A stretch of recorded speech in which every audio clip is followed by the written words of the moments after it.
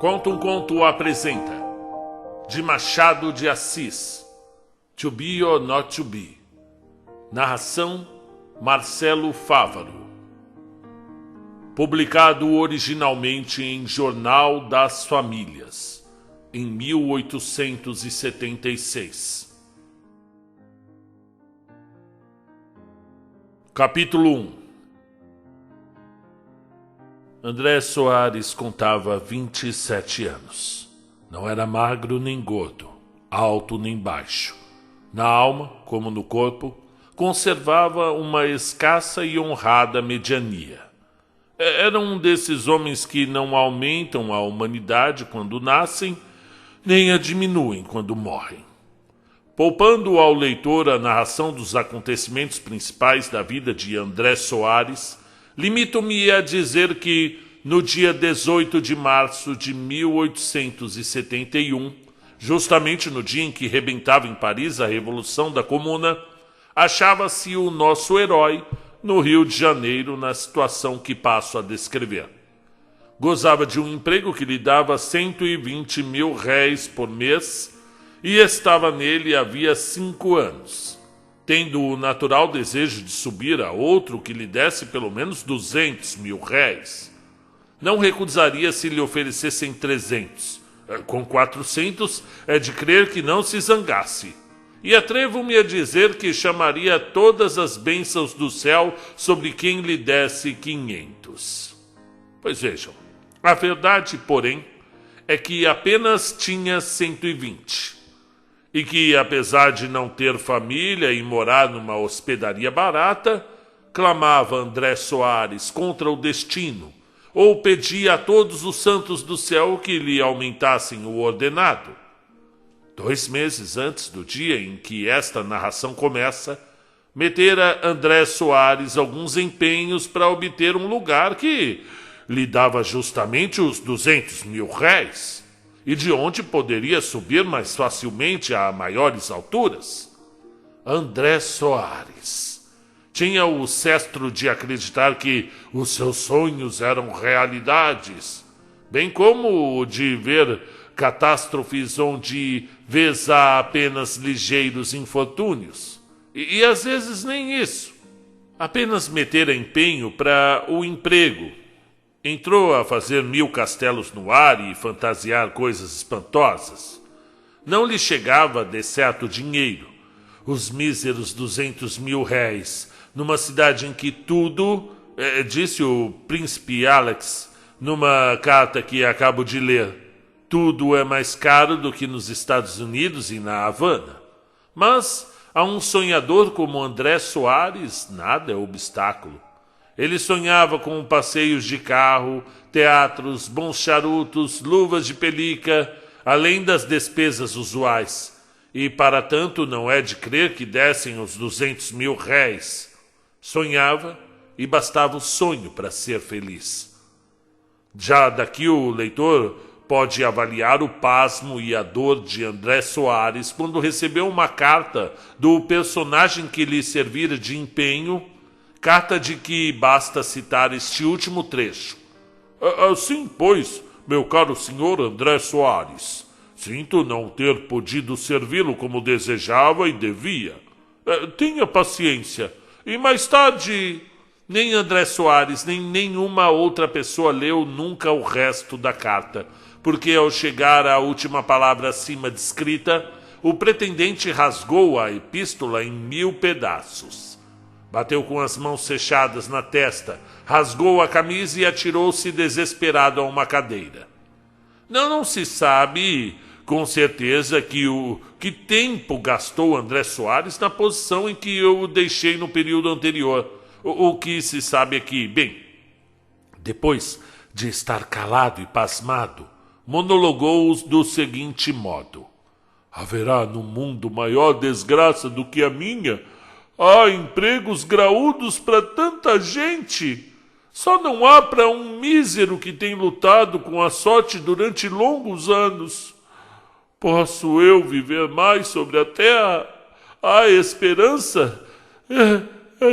Há esperanças de me levar dessa abjeção? Não há, continuou ele. Estou decidido. Acabemos de vez com essa vida de tribulações. Não quero arrastar tamanha miséria até aos 80 anos. E dizendo isto, o nosso André Soares vestiu camisa nova, meteu-se num paletó, pôs o chapéu na cabeça e meditou no gênero de morte que deveria escolher. Escolheu afogar-se. Tinha um cartão de barca na algibeira. Dirigiu-se para a ponte das barcas de Niterói. Mas mais de um olhou para ele. Ninguém podia ter a ideia de que ali estava um homem em véspera de morrer. Aproximou-se a barca. Entraram os passageiros. E com eles André Soares, que foi sentar-se primeiro num dos bancos interiores, à espera que a barca chegasse ao meio da baía. Então procuraria a popa ou a proa e atirar-se-ia ao mar. A barca seguiu o caminho. Os passageiros conhecidos conversavam. Os desconhecidos aborreciam-se. E neste número incluo André Soares. Compreende-se. E uma moça que lhe ficava a 2 palmos de distância no mesmo barco. Não se podia ver se era bonita, porque trazia um espesso véu sobre o rosto. Mas o que se podia sentir era um olhar literalmente de fogo. Mais de um passageiro voltava de quando em quando o rosto para a moça de véu, que aliás olhava para o chão, para o mar, para o teto e nunca para ninguém. Trajava essa desconhecida um vestido de seda escura que lhe ficava muito elegante no corpo. Tinha luvas de pelica de cor igual à do vestido, e da mesma cor calçava uma botina, aliás 2 que lhe ficavam a matar.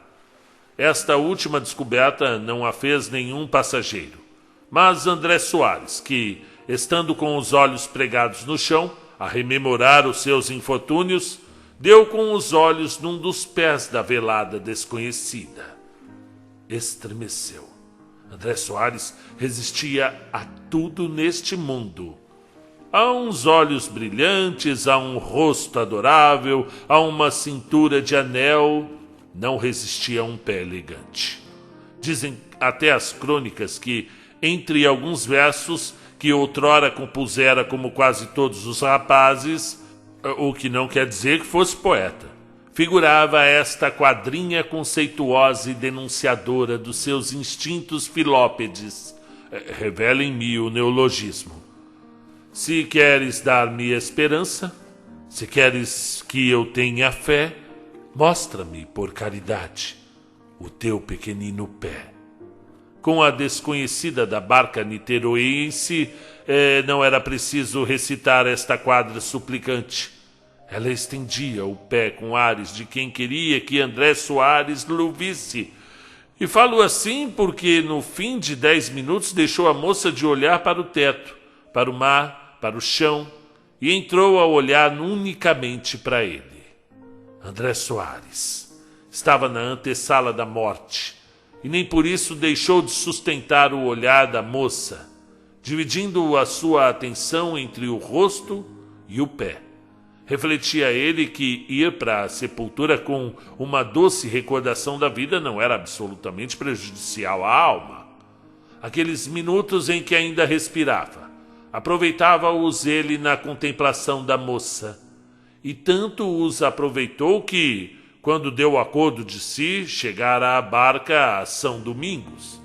André Soares fez um gesto de despeito, mas não teve tempo de resolver coisa alguma, porque a moça levantou-se para sair, lançando-lhe um último olhar, e ele maquinalmente deixou-se ir atrás dela, e saiu da barca.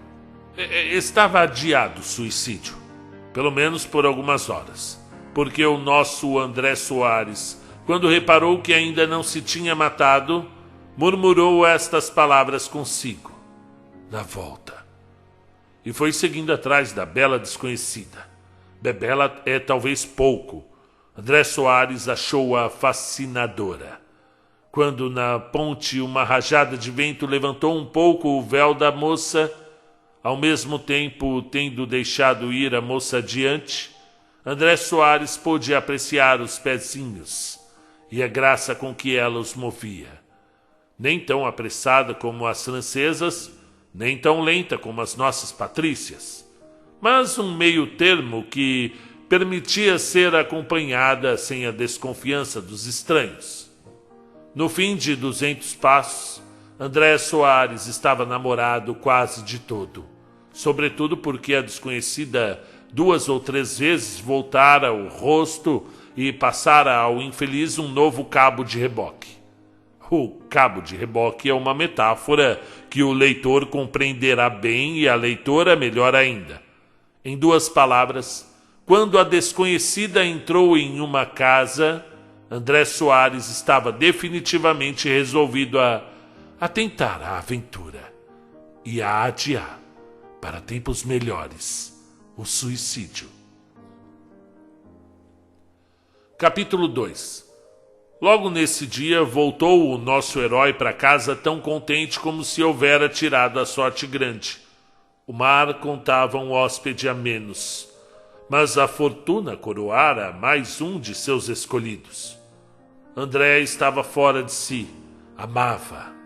Não era mal recebido o seu amor, cujo objeto de mais a mais era um anjo, um nume, uma criatura mais do céu do que da terra, como ele mesmo diria em verso, se ainda cultivasse a poesia.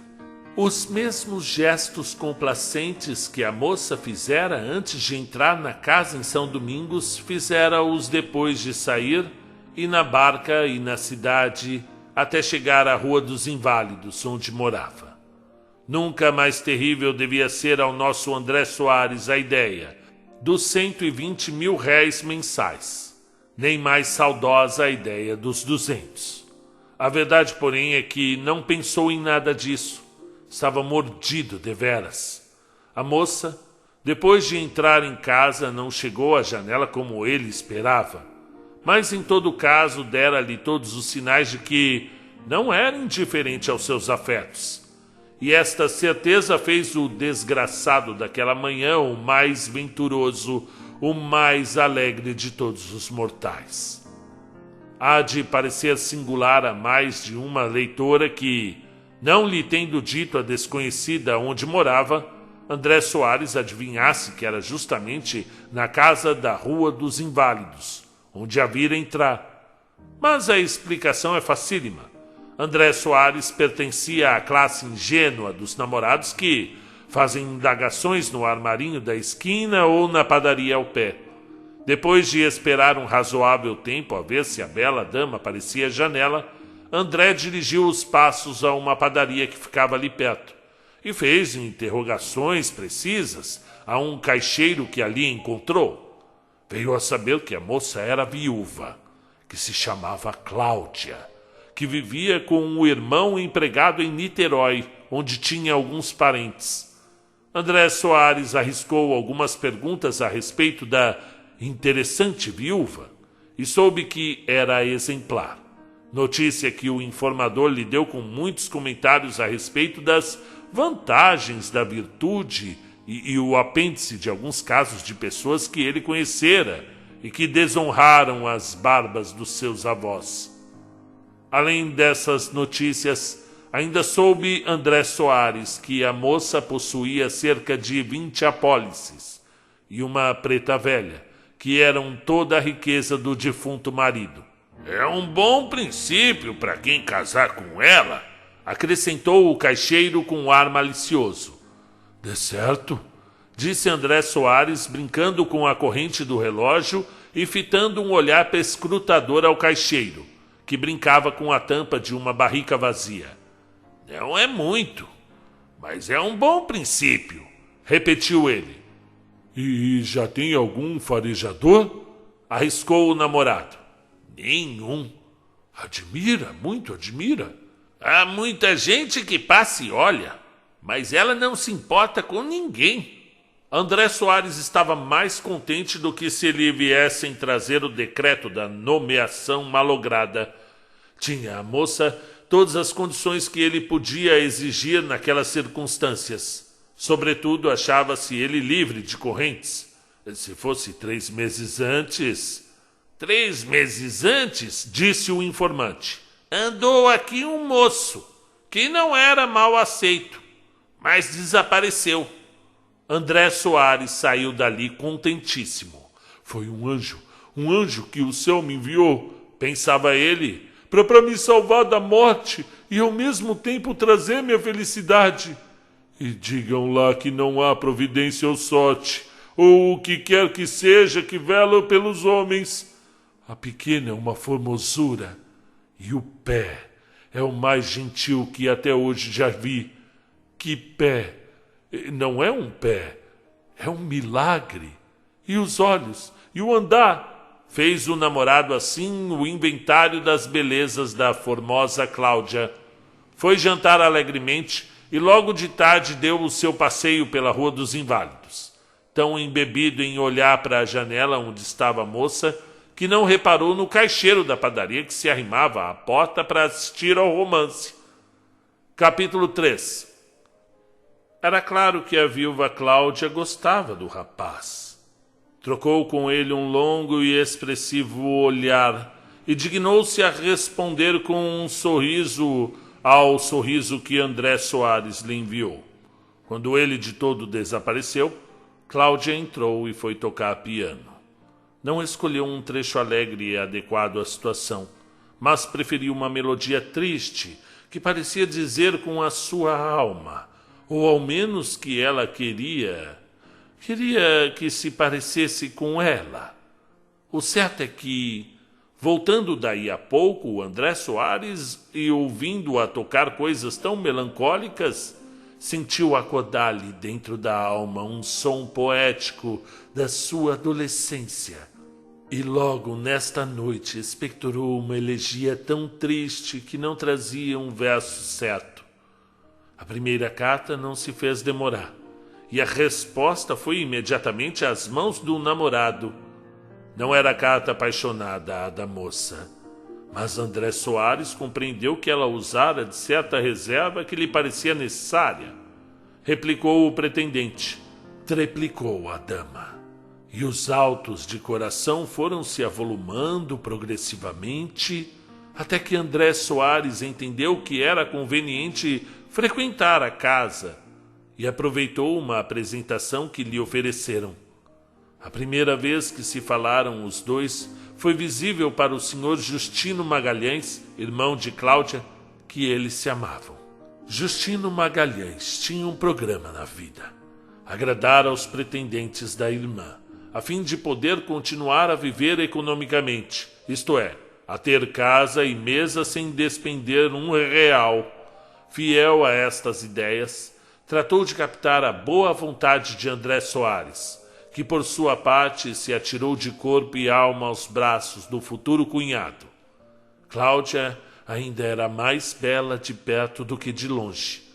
O namorado verificou logo essa diferença quando começou a frequentar a casa. A moça era, sobretudo, de uma meiguice incomparável. André Soares ficava encantado quando falavam algum tempo a sós, e ela podia expandir-se com ele. Mas por que motivo me distinguiu logo naquele dia na barca? Perguntara André uma noite à moça. Ora, por quê? Porque o céu nos destinou um para o outro. Ah, e se soubesse... O quê? Eu não lhe digo. Receia?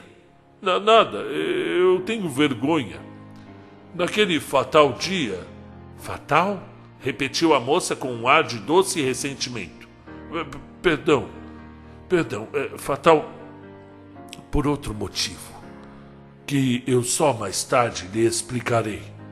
Sim, há anjos que velam por nós. Ah, suspirou a moça.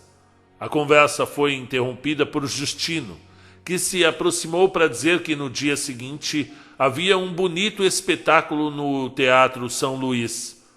André Soares recebera justamente nesse dia o ordenado. Era ocasião de fazer um convite. Eu tenho justamente camarote para amanhã, disse ele, se quiserem dar-me a honra de aceitar. Mas ela ia dizendo. Com muito gosto, atalhou Justino. O camarote foi aceito, mas a curiosidade da moça trabalhava. Que mistério seria esse de que lhe falara André Soares? Insistiu com ele dali a algum tempo, e no dia seguinte, e alguns dias depois, até que o namorado francamente confessou que um motivo grave o levara a cometer um crime. Um crime? A minha própria morte. A moça ficou séria. Há alguma paixão? Disse ela com tristeza. Oh, não. Então não compreendo. Que é? Disse ele. Nem só de pão vive o homem. Achava-me numa situação pecuniária desagradável, mas para que falarmos de coisas tão mesquinhas? André Soares calou-se e entrou a refletir. Pareceu-lhe que fora expansivo demais e que acabava de dar à namorada a ideia de pinga. Igualmente lhe pareceu que um pinga só é poético nos livros, mas que na vida real toda a gente o despreza. E refletiu, enfim, que, apresentando-se candidato à mão da viúva, cumpria-lhe mostrar que não ia só atrás das suas apólices. O resultado de todas essas reflexões produziu esta observação. Felizmente, lá vai esse tempo. Foi uma crise que passou. Agora, eu não desejo saber disso, disse a moça. Por que não falaremos só do nosso coração? Bem, é apenas um parênteses necessário, disse André Soares. É-me preciso explicar-lhe que... Bem, a situação por que até hoje não pedi oficialmente sua mão... A moça fez um gesto. André continuou. Não lhe pedi a sua mão, porque espero obter um novo lugar que me coloque em situação melhor do que atualmente eu me disponho. Não é ela má, lembro-lhe, porém que sou solteiro. Casado seria insuficiente. Peço-lhe desculpas de entrar nesses pormenores. É uma senhora de juízo e há de aceitá-los como cabidos e necessários. Nem cabidos nem necessários, disse a moça. Eu pouco tenho, mas tenho alguma coisa. Perdão. Ouça. Eu desejo observar. Ouça. O seu pouco com o meu pouco farão o necessário para a nossa existência. Duas criaturas que se amavam são naturalmente econômicas das coisas da vida. André Soares teve ímpetos de cair aos pés da moça e ir dali mesmo para a igreja. Conteve-se no primeiro movimento. O segundo era impossível. O que me acaba de dizer é a expressão elevada e nobre do seu coração, disse ele. Eu não tenho o direito de falar a mesma linguagem. A sociedade exige mais de mim. Peço-lhe só alguns dias de espera. André Soares pedira efetivamente um novo emprego, e desta vez não se havia mais probabilidade que da outra. Havia mais esperanças no fácil espírito do pretendente. Justino soube pela irmã das razões dadas por André Soares, e achou que eram de um cavalheiro. É um rapaz muito simpático, disse Justino. É um homem como há poucos. Esta opinião de Justino não devia produzir impressão no ânimo de Cláudia, porque ele não tinha outra a respeito de todos os pretendentes da irmã. Todavia entusiasmou-a. E a razão é clara. Cláudia gostava realmente do rapaz, e seu coração não se lembrava ou não reparava na opinião uniforme de Justino a respeito de outras pessoas que pretendessem, mas que a ela nunca dera atenção. Mas a quem ela nunca dera atenção. Justino, porém, insistiu na opinião que formara de André Soares. Então o cavalheiro achou que não teve dúvida de lhe pedir 20.000 réis no dia seguinte. Não era a primeira vez que Justino recorria à bolsa de André Soares, e porque isso e outras necessidades que agora lhe acresciam aumentavam as despesas de André Soares, e a este sendo obrigado a recorrer à bolsa de outros, e a criar assim uma dívida externa assaz vasta. E tão triste é esta situação que eu não tenho ânimo de continuar o capítulo. Veremos o capítulo adiante o que aconteceu ao nosso herói. Capítulo 4. São passados 5 meses depois da conversa que André Soares expôs à sua amada que era a situação de sua vida e quais eram os seus projetos. Os dias foram passando sem vir o emprego. André Soares passava já uma vida assaz triste e lastimosa. A moça, por sua parte, conquanto desejasse repetir-lhe o que uma vez lhe dissera, não se atrevia a fazê-lo a fim de conservar a reserva que a sua posição lhe impunha. Redobrava, entretanto, de carinhos e afeto com o mísero namorado, o que de algum modo lhe suavizava as penas do coração. Que anjo! Dizia ele todas as noites ao retirar-se da casa. Que anjo! Se o emprego não vinha, em compensação chegavam as dívidas, e o passivo de André Soares ia tomando um aspecto assustador. Ao mesmo tempo, o amor do pobre rapaz, se era possível, crescia ainda mais, o que estava longe de ser um lenitivo daquela situação. A ideia de não poder casar com a bela viúva, ou de casar nas condições em que ele se achava, atormentava o espírito do pobre moço. Imagine-se o que sofreria o coração do pobre rapaz e calcule-se em que circunstâncias e com que cara ouviu ele um dia, ao passar pela padaria de que falei no 2º capítulo, as seguintes palavras do caixeiro. O caixeiro para um vizinho. Esse aí é uma das 2 amarras da viuvinha. André ficou sem pinga de sangue.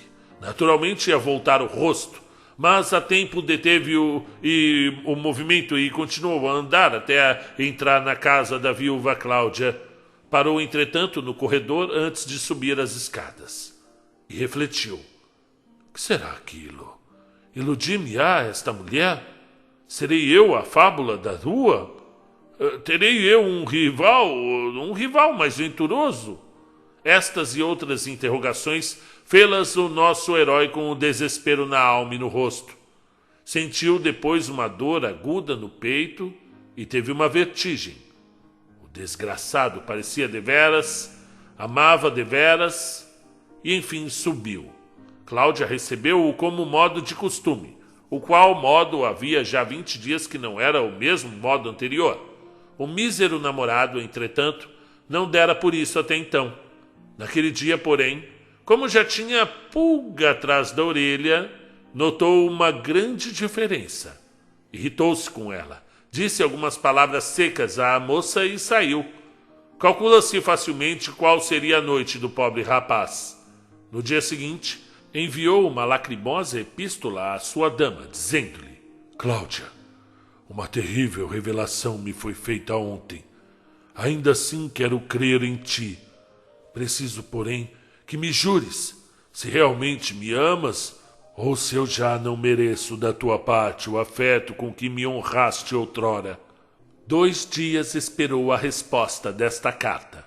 No 3º, apareceu-lhe em casa Justino. Vinha alegre, trocaram algumas palavras banais e, enfim... Eu sei que você escreveu uma carta para minha mana, disse o irmão da viúva. É verdade. Cláudia riu-se quando a leu. Riu-se? É verdade. Ela riu-se. E não devia fazer outra coisa. Dá cá um charuto. Não devia fazer outra coisa porque, no ponto em que se acham as coisas entre ambos, exigir agora uma explicação daquela ordem é singular. Justino concluía estas palavras e recebia das mãos de André Soares o charuto que lhe pedira. André Soares não cabia em si de contente. Então ela... Você é um visionário, um crédulo, um rapazola sem juízo. Pois então uma senhora em véspera de casar com você... que bom charuto. Leve mais estes. Obrigado. Bom, como eu ia dizendo, uma senhora em vésperas de casar por livre vontade... de ir lá, você é um doido.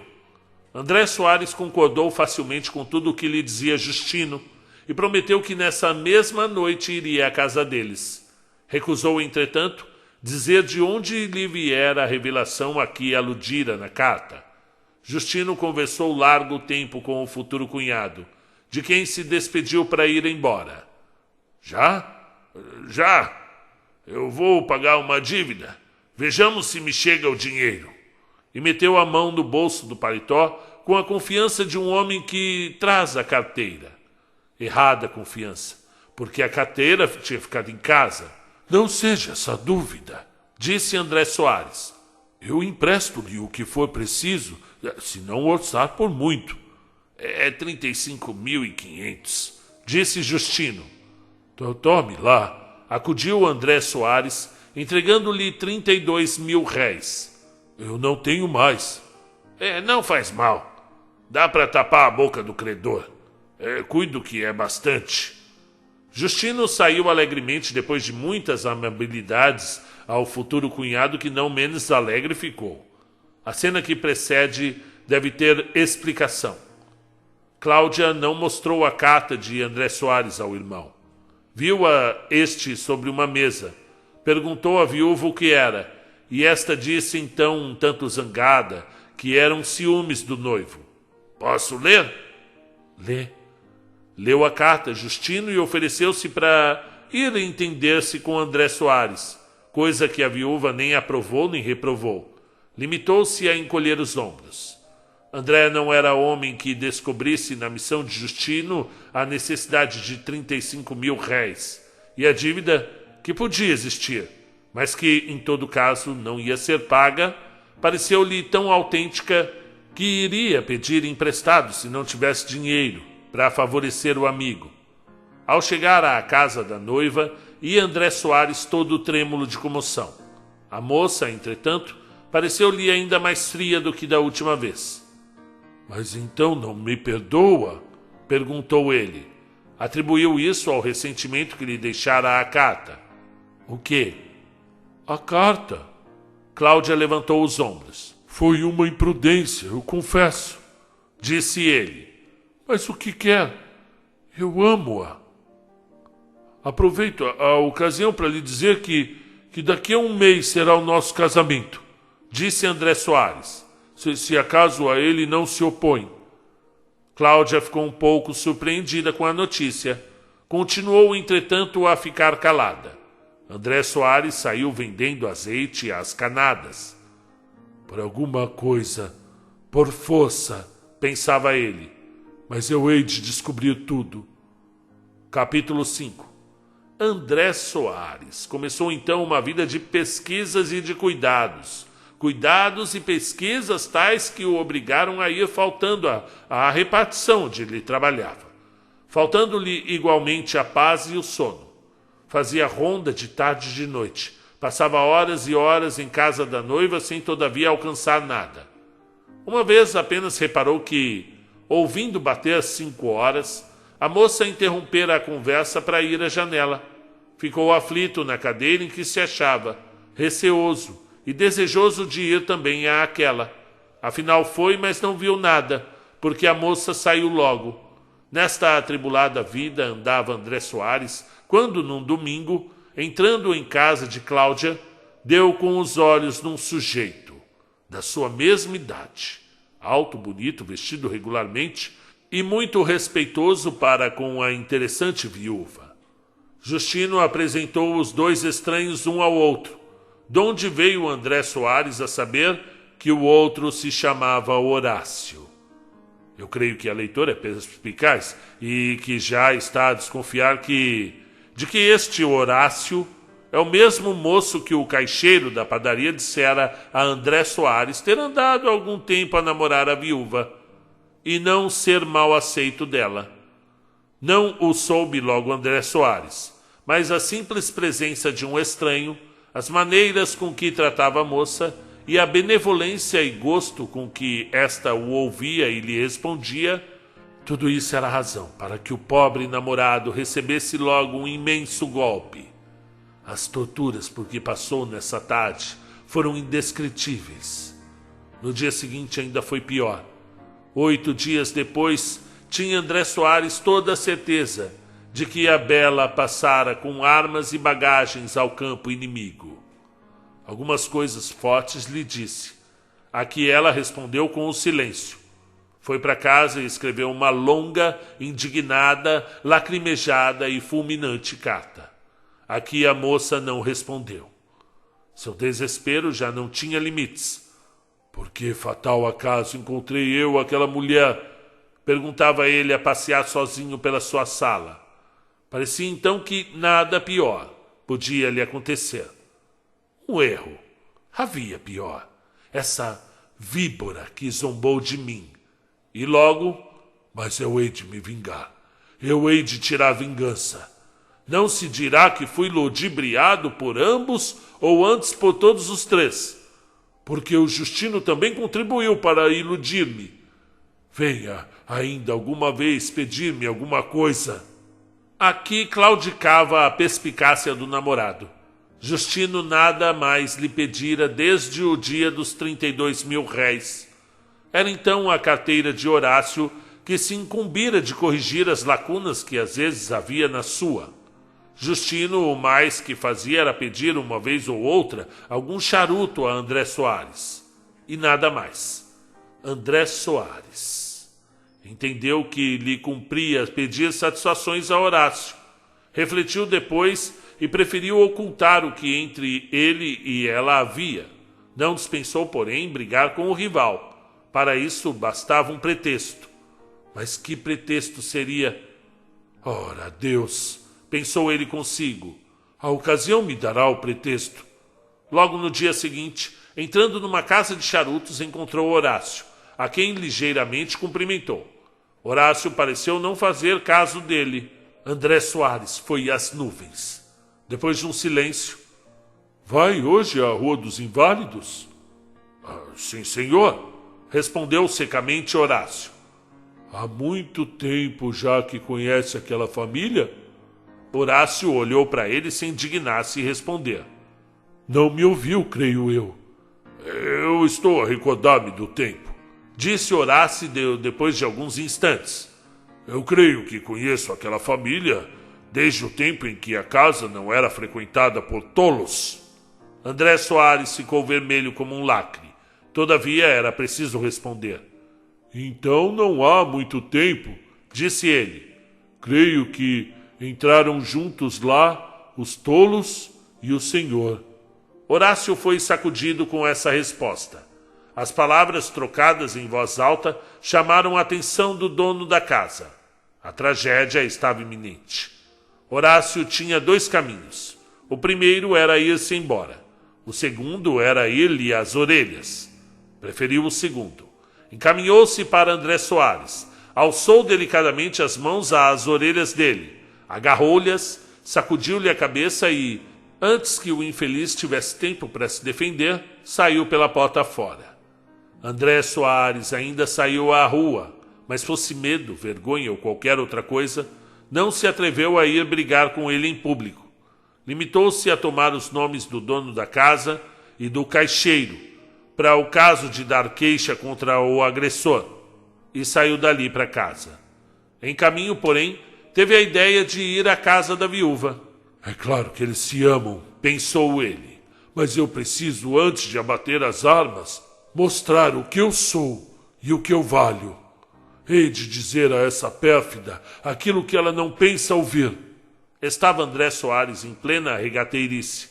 Nem eu o dou por frequentador de salões aristocráticos. Demais, o amor faz perder o juízo. André Soares caminhou direto à casa da viuvinha. Bateu palmas, nada. Repetiu as palmas, a mesma coisa.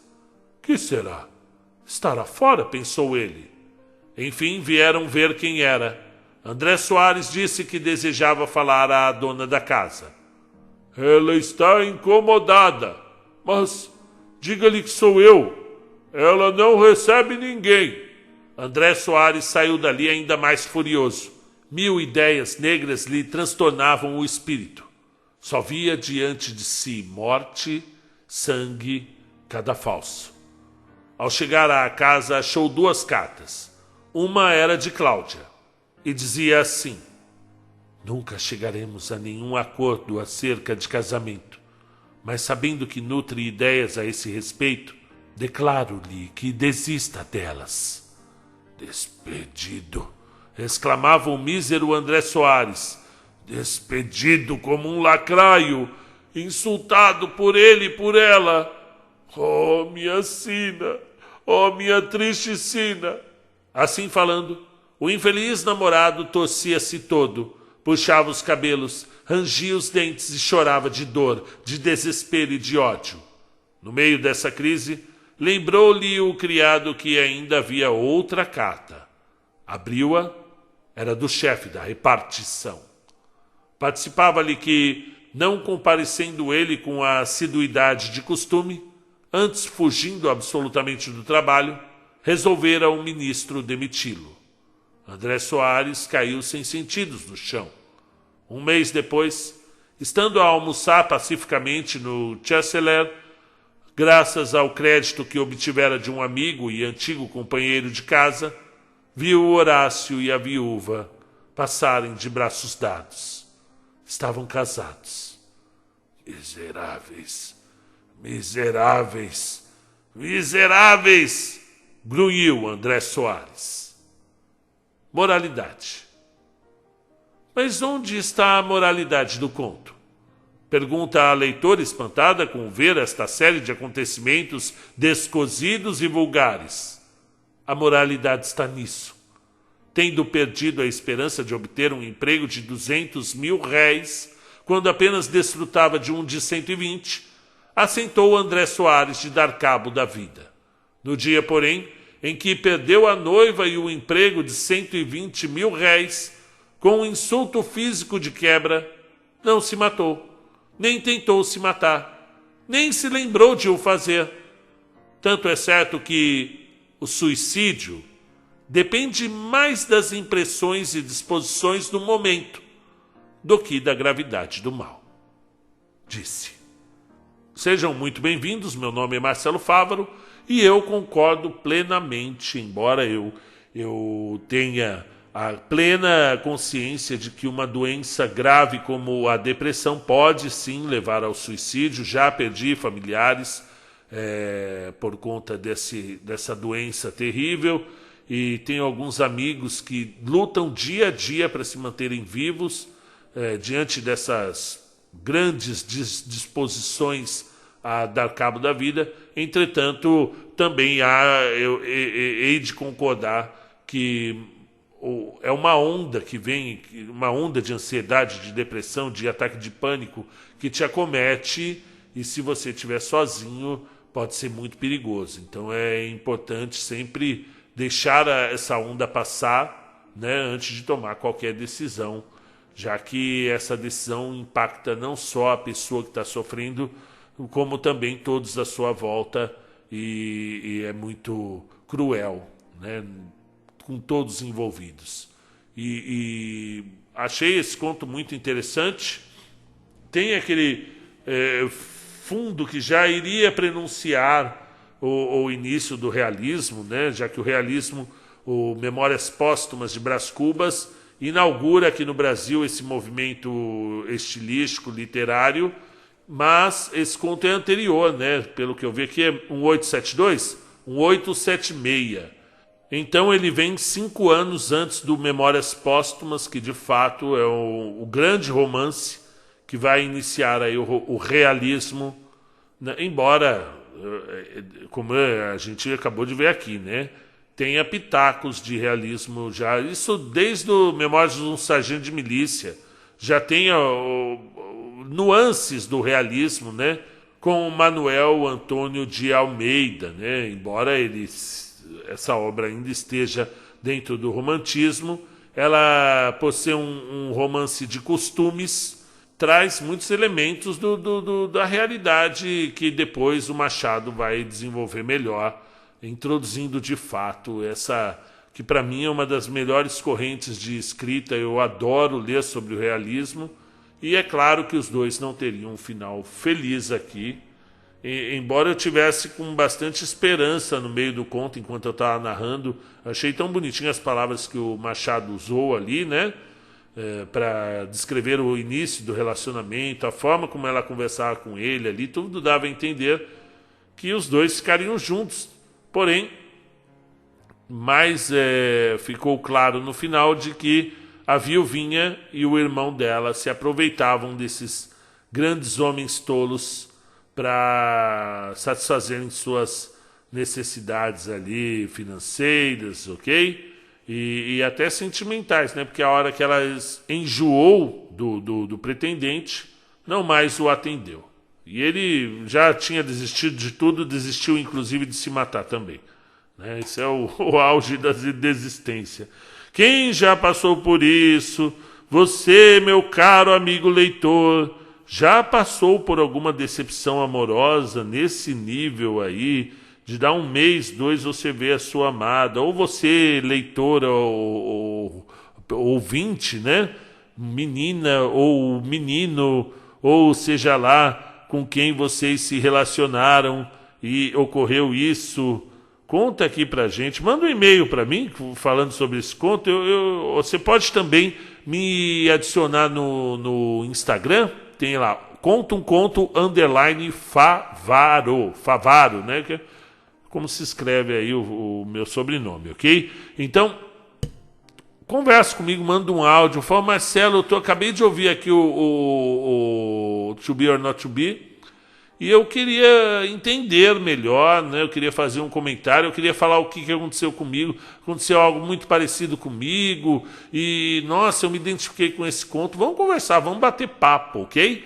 E para você que quer ajudar o canal, esse conto só foi possível ser publicado graças à ajuda do Caio Barros, do Baltazar Tavares, do Rafa Berlim, grande artista, do Heitor Barbosa e da Maria José Alves. Eles que ajudaram agora em setembro no Pix e possibilitaram que esse vídeo chegasse não só aos ouvidos dos nossos queridos amigos inscritos no canal, mas também, sempre quando a gente grava Machado de Assis, esse material é usado nas escolas também de todo o Brasil e em alguns lugares do mundo. Então, muito obrigado por serem embaixadores da literatura no mundo.